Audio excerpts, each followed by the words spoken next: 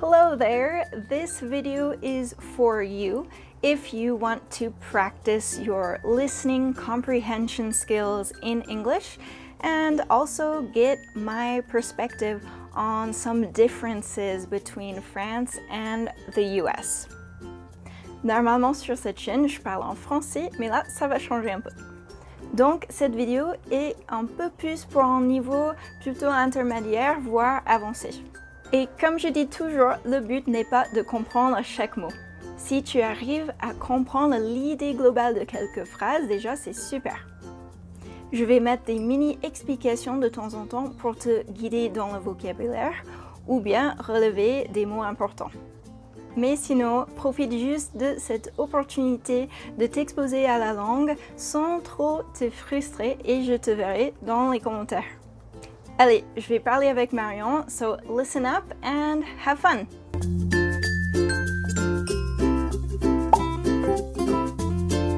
Okay, hey there everyone. So today is a little bit different. First of all, we are doing this video in English.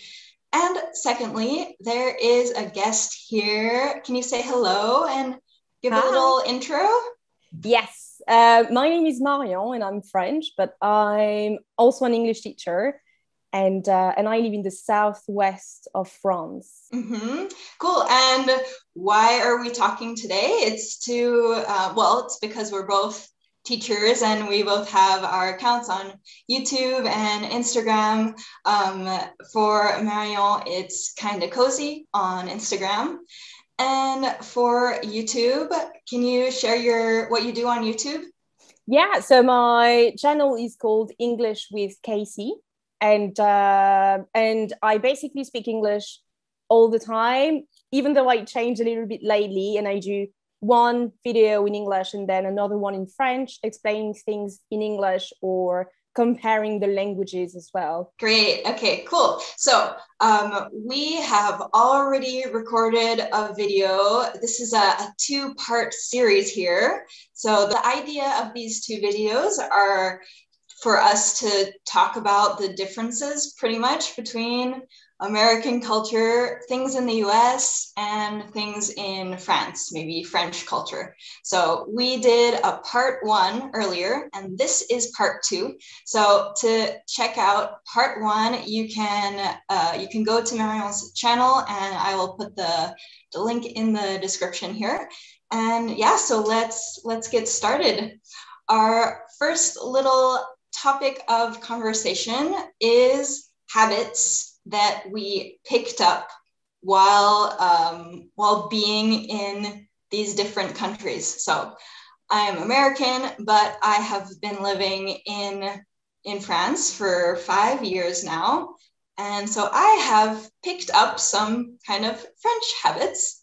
And have you, I guess before I mention those things, Marion, did you pick up anything that's very British when you lived in England? Because how long were you there? I stayed for about 2 years, like separately, but in the end, it was 2 years, I think. And yeah, definitely. I think, well, first the language, because I became an English teacher, so that's a big part. But I think also being super enthusiastic about anything. Which like it was already my personality, but when I went to the UK, I realized people were always saying, "Oh, that's fantastic, that's brilliant," and I was like, "It's only a cup of tea, you know."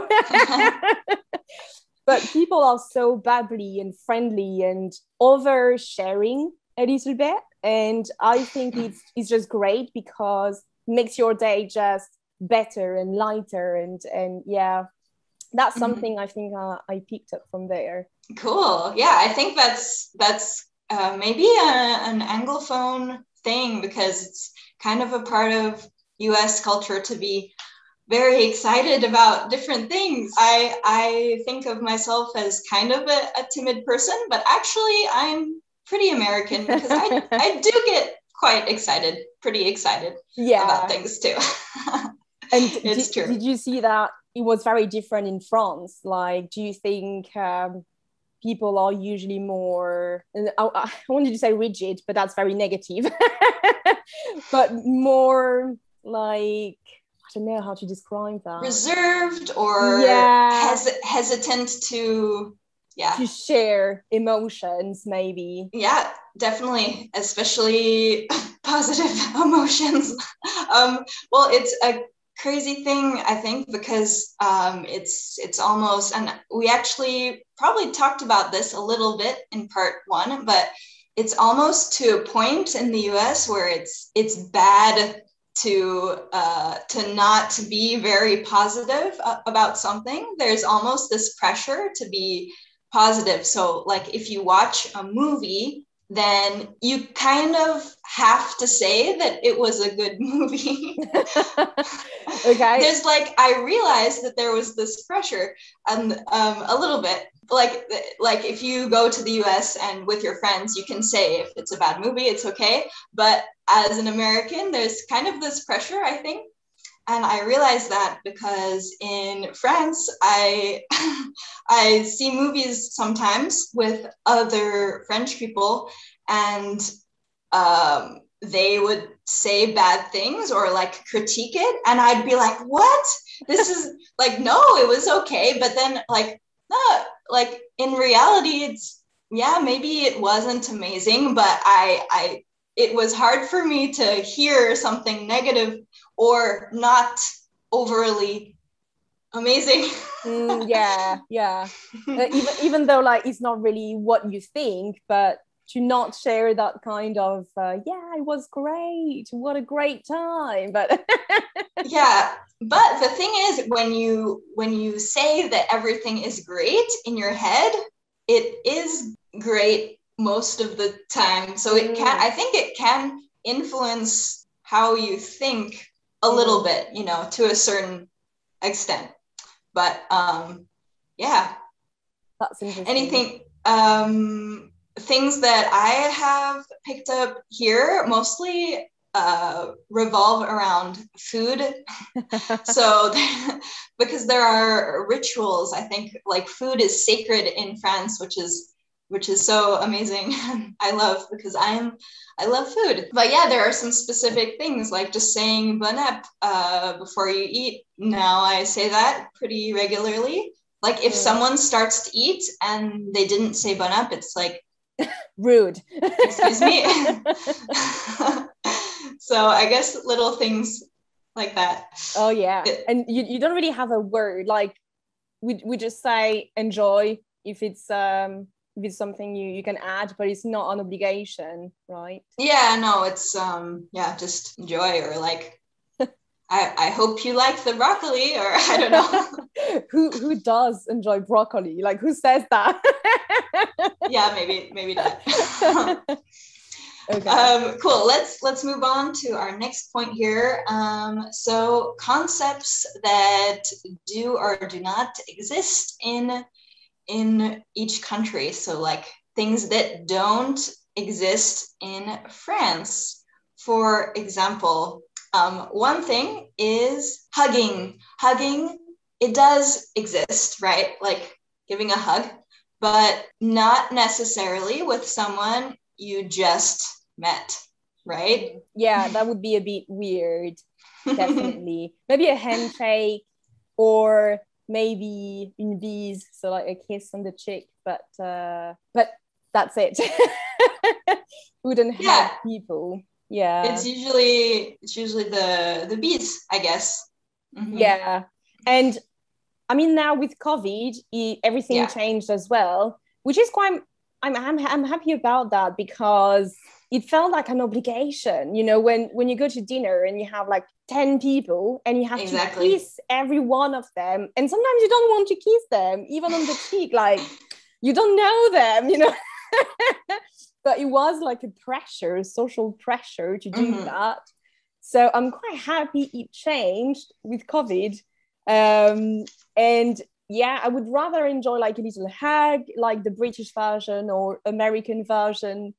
And like maybe reserve the kissing on the cheek for your family or very close friends, you know. I vote for that as well. Yeah, because sometimes it's just I don't know, it feels like pressure.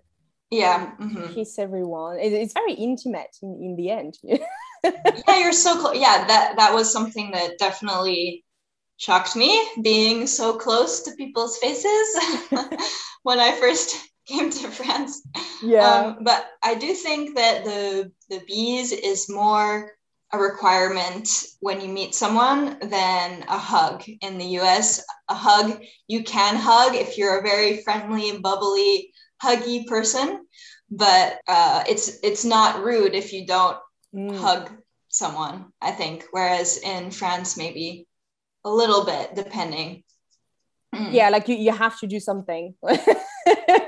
You can't just like, hi. That would be probably a bit rude. Yeah, I definitely was rude in France a little, because that's well, that's something else. Like me, I say hi to people like this, and you don't really do that in France, even from afar. Yeah, I don't know, I'm not sure. Like just like maybe an occasional like, hey. Yeah, okay, so this is what you do in France. You do this. Yeah. And in the US we do this, because if you do this, it's like, hey. Yeah, so it's a different, or different sign. It's that's just not typically what you do. And now do you feel more without or before COVID, do you feel more comfortable with the bees, or is it still something you struggle a bit with?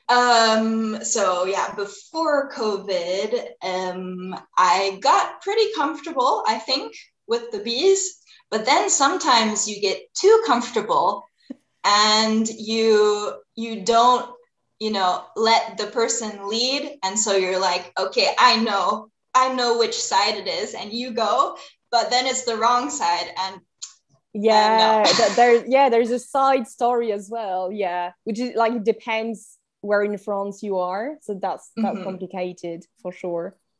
I think here, because I'm in Annecy, so there's I think some influence from Geneva, Switzerland, from other parts.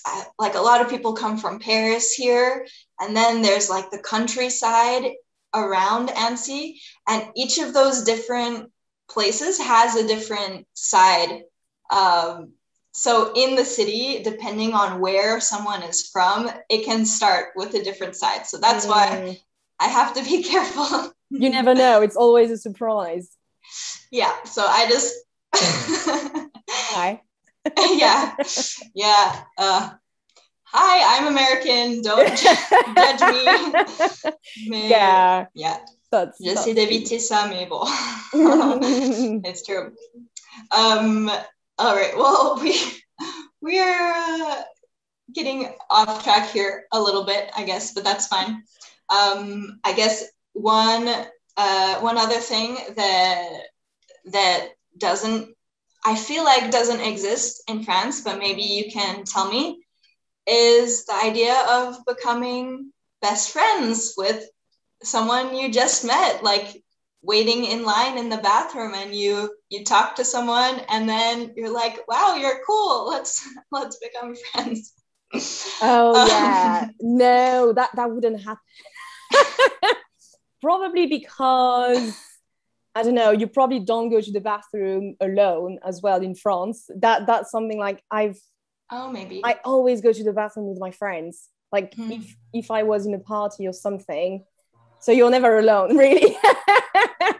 Okay. Yeah, that's probably one thing. I don't know if it's a girl thing, probably. It might be a girl thing, yeah. Yeah, but even like in the streets, or if you go to a bar, a restaurant, it's very hard to, I think, meet people just like that. Because again, people, they are in groups, and they don't really... They could chat to other people, but they wouldn't be like, oh yeah, you're so fun, like give me your number, we should have coffee. Or it's a bit longer. You need longer relationships definitely. Yeah, I noticed a little bit. Me coming to France, I want to be friends with you, and French people, not yet. We have not spent. Maybe 1 year or something. Yeah. Okay, let's go to the next point here. All right, healthcare. This is a big difference between the US and France. Well, the US, I think, is very different than any European or other country. Yeah. Yeah, pretty much in the US, it's a mess because there's the private health insurance, and then there are the attempts to have this public health insurance, but it's at one point with Obamacare, it was mandatory to have health insurance, but with Trump, it was not mandatory anymore. So the price is up, etc. Essentially, it's because when you have private health insurance, it depends on if you have a job. So if you have a job, and it's not just any job, it's a specific, very good job, then you can have access to health insurance.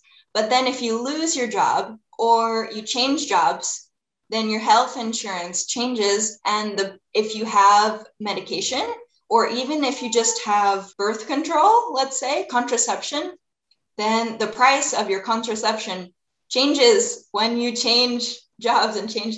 So, and then a lot of people just don't have health insurance. And even the crazy thing that I think is difficult for a lot of Europeans to realize is that even if you have health insurance, then you still have to pay a lot of money because, just going to the emergency room or just a normal doctor's visit, in France, it's 26 euros now if you pay everything. 25 or 26, yeah. Yeah, but in the US, it's just a normal doctor's visit is hundreds and hundreds of dollars. And even if for when I was under the health insurance of my father, his coverage was if you spend $3,000 on health insurance, then you can start having reimbursements. Mm-hmm. So it's just a whole nother deal in terms of how much it is, I guess. And yeah. And so do people, like, if they can, most people try to have some savings for that, or? Yeah, so that's why I think, the salaries in the US are higher. Well, there's a big difference between salaries, but in general, it's higher. But that doesn't mean that the quality of life is better, because you have to have a higher salary just for if you get sick or if you... And the thing is, people don't go to the doctor unless it's like really, really serious. Like, I remember pretty much almost breaking my leg and being like, no, it's okay, we don't have to go. Oh no, like seeing the bones and everything, and no, just a little tape would do. It'll be fine. Oh no. Yeah, so it's really not ideal. But in France, it's quite different, right? It is very different, and that's a great thing. I had an example myself just last month, or this beginning of the year was a bit difficult because I had a mole problem. So moles are like things you have on your body. Like I have them everywhere, but I had one that was bad. So I had to get it removed. So I went to see some specialists, and I went to the hospital to see a surgeon and things like that. And I didn't pay anything, which is insane. So I've had multiple appointments and surgery, but in the end, you don't pay anything. Thank God, because it would have been very expensive. But it's not something you really think about in France. And I think that's great, because it's just like, just a relief, really. Yeah, it's like a right that you have that we don't necessarily have in the US, which is crazy. Yeah, for sure. It is better for that, definitely. Okay, yeah. And so another big difference is in terms of how much things are, how expensive is education in France and the US. So in the US, you have public schools and private schools. And so public schools are still a lot of money. Let's see, in Oregon, if I remember correctly, it's about $30,000 a year. So times 4, it can be less if you are from Oregon. And then private schools are more about 50,000 or 60,000 a year. So this is just a huge, huge, huge investment, and it's just not accessible to people, to everyone, and people go into debt. And thankfully, there are some scholarships, so like merit scholarships, for example, and so it was less expensive for me to go to a private school because I could get a bigger merit scholarship. But yeah, it's still just crazy, you know, because my parents, they started saving for my university essentially when I was a baby. That's crazy. It just, so yeah, but that's not the case in France. And I wonder if that changes the mindset a little bit when you're in school. I would say probably yes. When you go to university here, it's basically free. If there is no change, it's about 500 or 600 euros a year, which is nothing. Then you have some private schools as well, like trade schools or business schools, which are more expensive, but it's still less expensive than you in the US. I think it's around 10,000 a year. Which is a lot of money, but it's not, 30 or 50. And it's something private, something different, like it's a specific topic. So it's a bit different. But I have lots of friends where first year of university were just like, I don't know what to do, I'll try this. And they drop out after, 3 months or, and it's not really a problem. So like I dropped out of my master, for example, because it wasn't what I wanted to do. So I did 4 years and I was like, no, you know what? That's not it. I'm going to change.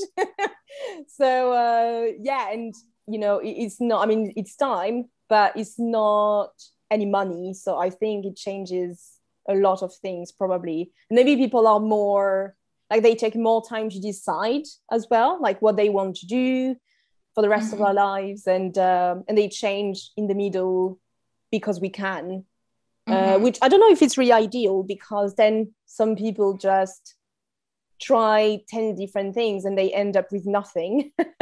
but probably it's better not to pay and having a choice, of course. Yeah. Well, because the thing is, in the US, there are a lot of people who try something out and they realize it's not good for them, and then they change maybe 4 years later, but they have to start over in their investments and get into debt even more. So it's just like this big, I remember being so stressed. Even though I'm super lucky to have a lot of help from my parents, otherwise just, because, before in the US, it was something where you could have a job and you could pay for your school. But now, like, I had a job in school to help, but I couldn't, you can't pay. You can't pay it's a huge amount of money. Yeah. Like even when you work after your studies, maybe it's not even something you earned in 1 year. So yeah, how do you expect to pay it back? It takes years and years.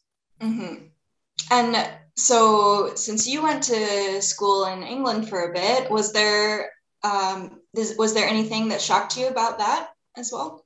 Well, yeah, the price is more expensive as well. I went to Manchester University and I didn't go on the Erasmus program, so I had to pay. My parents helped as well, so I was very lucky. But 1 year was 13,000 euros, which is very, very expensive. And at the beginning, I thought, okay, I'm going to do the 3 years, but then I was like, maybe not, because I was getting older and, I didn't want to have that amount of debt in the end for something that was not really an obligation for me to have. So I said, like, no, I'm going to stop after 1 year, just have the knowledge and the experience. And but it was great. And I think the price is justified a little bit with all the equipments that you have. Like the university was basically new. You had really nice buildings, really nice furnitures, like even a cafe, like inside, which like in France, if you want a coffee at university, you have like a very old machine from the 80s and that's it. Okay, yeah. Yeah, so like it's not the same. And like in Bordeaux, where I went to university, it was raining inside the classroom. So oh gosh, yeah, like you don't pay, but you also have 500 of people with you. You also have really shit equipment and everything. So it's very different. Yeah. And I really liked the experience in the UK because you had a different relationships with the teachers as well. Like they knew your name from day one. You could send them emails to like chat about the subject. And in France, like you can't even really ask a question. So the education is very different. And I think that price maybe justifies that a little bit in the UK, but it shouldn't be too excessive, I think, as well. Yeah. Yeah, well, I mean, I in the US too, it's the price is crazy, but there are a lot of things that I really appreciated, like you said, about my education there. Like you said, being able to talk to the teachers and they knowing you and supporting you. And I guess another big thing that's different between university in France and the US, and maybe it's you already know from the movies or something a little bit, but essentially when you go to school in the US, it's like this community that you really live in. So you live on the school, at school, and you eat at school, and you work out in the gym at school, and you take your classes at school, and there's all these activities around. And well, I mean, I went to school in a completely different region of the US than my parents, and that also was kind of normal because it's just like it's this bubble in your life a little bit where you're there to learn and have all these experiences. And anyway, I had a very good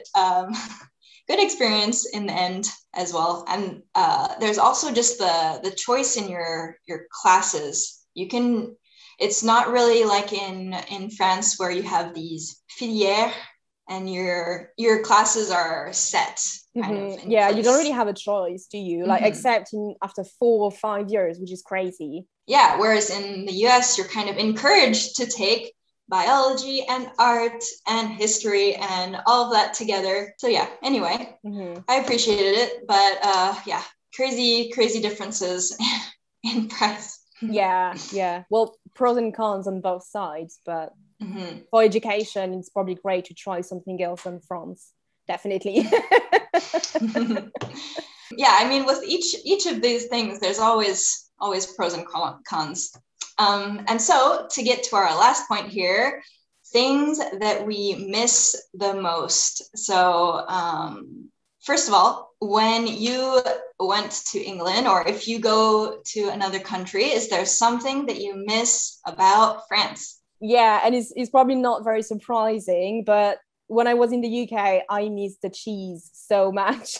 I miss my family and friends, of course, but that's everyone, But the cheese, that was a huge difference, because the food, if you go to restaurants or things like that, you can find similarities.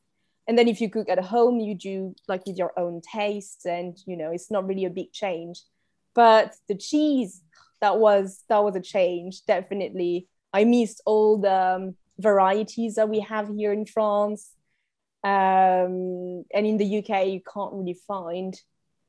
Or probably like maybe more expensive. Yeah, definitely more expensive. Like a basic camembert is like €5, you know, and it's not even the good one. You're like, no, and like I don't even like it. Might as well get some cheddar. exactly, yeah. But yeah, that's probably the big one. Cool. What about you? What was the big change? When I came to France, things I missed. Well, so I might make some French people mad, but when I came to France, I missed the food in the US. Really? A little bit. Yeah, and it's not really, so it's maybe just the region that I come from, and kind of what I'm used to. But so my family lives in this agricultural region, so there's really a lot of different fruits and veggies that I guess am used to eating. And then coming here and the markets with fruits and vegetables, there were some vegetables to discover, but there wasn't like the same variety. And I'm not sure exactly. Yeah, like I said, maybe it's just the different regions. So there was the variety in the markets, and then the variety in the restaurants and the different types of food. And maybe that's because immigration in the US, like the US is founded on immigration.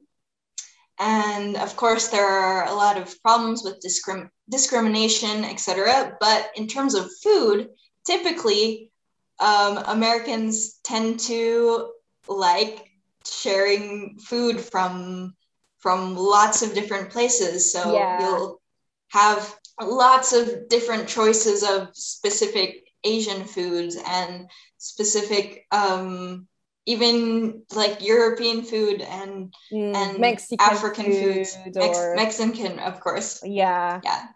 I love Mexican food. Yeah, and I think in the UK I had so many different options as well, and I discovered so many things, which is weird because we have that image as well of the UK with the food being not good, but the restaurants, they have really good food and so many different options.